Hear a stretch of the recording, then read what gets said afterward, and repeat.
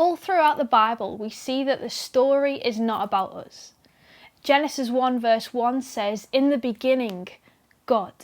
And yet one of the things we struggle with is selfishness and thinking that the world revolves around us. When God created the world in Genesis, he created the perfect environment for us to live life to the full and in harmony with one another. But the very first family reflected what we see today. Too many people don't care about anyone else except themselves.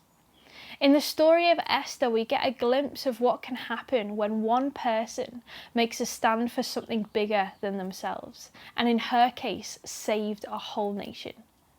Even then, it wasn't just her acting alone. She was backed by many others fasting and praying for her, but ultimately it was Esther who put herself in harm's way for the greater good.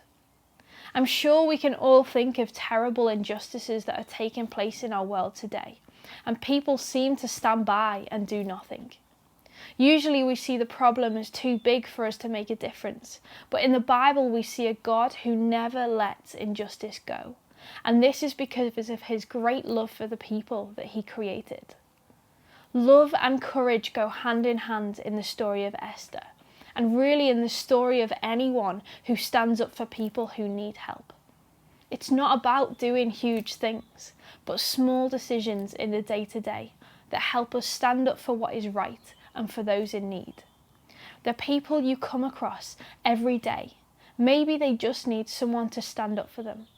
Do these people really matter to you? It's a real challenge, isn't it?